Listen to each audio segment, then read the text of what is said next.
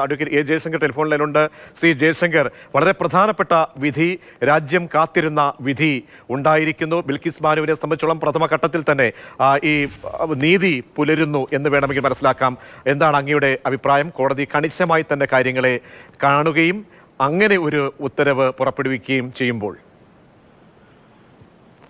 ഇവിടെ സംഭവിച്ചിട്ടുള്ളത് ഈ ബിൽക്കിസ് ബാനുവിന്റെ അടക്കമുള്ള ചില കേസുകൾ ഗുജറാത്തിൽ ഇതിന്റെ വിചാരണ നടന്നാൽ ഇരകൾക്ക് ഒരു കാരണവശാലും നീതി കിട്ടുകയില്ല. പ്രതികൾ അവിടുത്തെ നീതിന്യായ സംവിധാനത്തെ കൂടി സ്വാധീനിക്കാൻ സാധ്യതയുണ്ട് എന്ന കാരണത്താൽ അവയുടെ വിചാരണ മഹാരാഷ്ട്രയിലെ കോടതിയിലേക്ക് മാറ്റിയത്.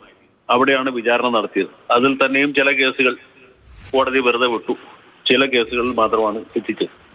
ഈ ശിക്ഷിച്ച കേസുകളിലെ പ്രതികളാണ് അവർ ഗുജറാത്തിലെ ജയിലുകളിൽ അവരുടെ ശിക്ഷാ കാലാവധി പൂർത്തീകരിച്ച സമയത്ത് കോടതിയെ വിട്ടയക്കാൻ വേണ്ടി അവിടുത്തെ കോടതിയെ സമീപിക്കും, സർക്കാരിനെ സമീപിക്കും. സർക്കാർ വളരെ ദാക്ഷിണ്യപൂർവ്വം ദയാമസൃണമായി അവരോട് പെരുമാറുകയും ഇവരുടെ കാലാവധി കഴിഞ്ഞു എന്ന കാരണം പറഞ്ഞ് വിട്ടയക്കുകയാണ് ഉണ്ടായത്.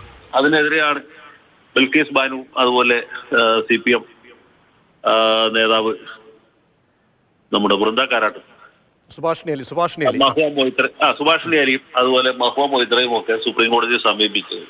സുപ്രീം കോടതി വളരെ സാങ്കേതികമായിട്ടാണ് ഈ വിഷയത്തെ സമീപിച്ചിട്ടുള്ളതെന്നുള്ള കാര്യം വ്യക്തമാണ്. കാരണം പ്രതികളെ വിട്ടത് ശരിയോ തെറ്റോ എന്ന വിഷയത്തിലേക്കല്ല കോടതി പോയിട്ടുള്ളത്. അതിന്റെ സാങ്കേതികത, അതായത് മഹാരാഷ്ട്രയിൽ വിചാരണ നടന്ന കേസായതുകൊണ്ട് മഹാരാഷ്ട്ര സർക്കാരിനാണ് ഇതിൽ തീരുമാനമെടുക്കാനുള്ള അർഹത അല്ലെങ്കിൽ യോഗ്യത എന്ന ഒരു വിഷയത്തിലേക്ക് എത്തിയിരിക്കുന്നു. ഈ പ്രതികൾക്ക് ഇനി മഹാരാഷ്ട്ര സർക്കാരിനെ വേണമെങ്കിൽ സമീപിക്കാവുന്നതാണ്.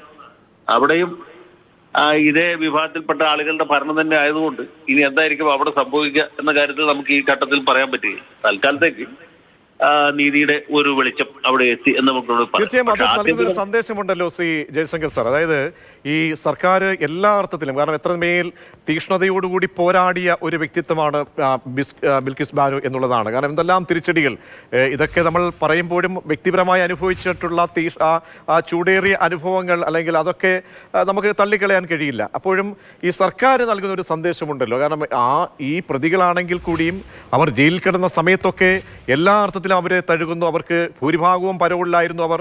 പിന്നീട് ഈ BJP വേദികളിൽ പോലും ഈ പ്രതികൾ പങ്കിടുന്നു.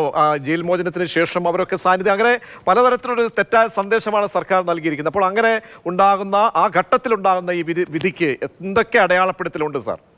അല്ല, തീർച്ചയായിട്ടും ഇത് സുപ്രീം കോടതിക്ക് തന്നെ മറ്റു തരത്തിൽ നീതി നടപ്പാക്കാൻ പറ്റുകയില്ല എന്ന് തോന്നിയതുകൊണ്ടായിരിക്കും ഈ സാങ്കേതികതയിൽ സുപ്രീം കോടതി പിടിച്ചത്. സുപ്രീം കോടതിക്ക് പറയാൻ പറ്റുന്നത് ഇതുപോലെ കൊടും കുറ്റവാളികളെ ഇളവ് നൽകി വിട്ടയക്കുന്നത് ശരിയല്ല എന്നാണ് സുപ്രീം കോടതി പറഞ്ഞിരുന്നെങ്കിൽ അത് കുറെ കൂടി അർത്ഥവത്താകുമായിരുന്നു എന്നാണ് എന്റെ വിശ്വാസം. പക്ഷെ അതിന് പകരം സുപ്രീം കോടതി സാങ്കേതികമായിട്ട് മഹാരാഷ്ട്ര സർക്കാരാണ് ചെയ്യേണ്ടത് എന്ന് പറഞ്ഞു ഗുജറാത്ത് സർക്കാരിന്റെ ഈ ആനുകൂല്യം റദ്ദാക്കുകയാണ് ചെയ്തത്. അപ്പൊ ഞാൻ പറഞ്ഞത് ഇത് ഈ കേസിൽ മാത്രമല്ല, എത്രയോ കേസുകൾ നമ്മുടെ നാട്ടിൽ സംഭവിച്ചുകൊണ്ടിരിക്കുന്നതാണ്. ഈ ജയിലിൽ പോകുന്ന ആളുകൾ രാഷ്ട്രീയവുമായി ബന്ധപ്പെട്ട കുറ്റം അല്ലെങ്കിൽ മതവുമായി ബന്ധപ്പെട്ട കുറ്റകൃത്യങ്ങൾ ചെയ്യുന്നവർ ജയിലിൽ നിന്ന് തിരിച്ചു വരുമ്പോൾ അവർക്ക് വലിയ സ്വീകരണം കൊടുക്കുന്നത്, അവർക്ക് പൂമാലയാണ് ഇത് സ്വീകരിക്കുന്നത്, പടക്കം പൊട്ടിക്കുന്നതൊക്കെ നമ്മൾ കാണുന്നില്ല. ഈ സമീപകാലത്ത് തന്നെ ഈ ചെടിച്ചട്ടി കൊണ്ട് യൂത്ത് കോൺഗ്രസ് പ്രവർത്തകരെ മർദ്ദിച്ച, ഹെൽമറ്റ് ഊരി അടിച്ച DYFIക്കാരെ ഏതാനും ദിവസത്തെ ജയിൽ വാസം കഴിഞ്ഞു വന്നപ്പോൾ അവരെ ആ ജയിൽ കവാടത്തിൽ ഒരു MLA അടക്കമുള്ള ആളുകൾ പോയി സ്വീകരിക്കുന്നതും പൂമാല അണിയിക്കുന്നതും ഒക്കെ നമ്മൾ കണ്ടു. ഇത് നമ്മുടെ നാട്ടിലൊക്കെ നടക്കുന്ന കാര്യമാണ്. ബിൽക്കിസ് ബാനുവിന്റെ കേസിന് അഖിലേന്ത്യാ അടിസ്ഥാനത്തിൽ വലിയ പ്രസിദ്ധി അല്ലെങ്കിൽ കുപ്രസിദ്ധി കിട്ടിയത് കൊണ്ട് ഇതിലേക്ക് ഫോക്കസ് ചെയ്യപ്പെട്ടു എന്ന് മാത്രമേ ഉള്ളൂ. ഇത് വ്യാപകമായി ദുരുപയോഗം ചെയ്യപ്പെടുന്ന ഒരു വ്യവസ്ഥയാണ് ഈ കുറ്റവാളികളെ മോചിപ്പിക്കുന്നതുമായിട്ട് ബന്ധപ്പെട്ട്. ഈ വിദ്യാർത്ഥികളുടെ മുമ്പിൽ വെച്ച് അധ്യാപകരെ വെട്ടിക്കൊന്ന കേസിലെ പ്രതി എത്ര കൊല്ലം ജയിലിൽ കിടന്നു എന്ന് അന്വേഷിച്ചാൽ മതി. നമ്മുടെ കേരളത്തിലുണ്ടായ സംഭവമല്ലേ, 8 കൊല്ലത്തിൽ താഴെ അയാൾ ജയിലിൽ കിടന്നു. അപ്പോഴത്തേക്കും രാഷ്ട്രീയ സ്വാധീനം ഉപയോഗിച്ച് എല്ലാ കുറ്റവാളികളും ജയശങ്കർ സാർ പ്രതികരിച്ചതിന് ജയശങ്കറാണ് പ്രതികരിച്ചത്.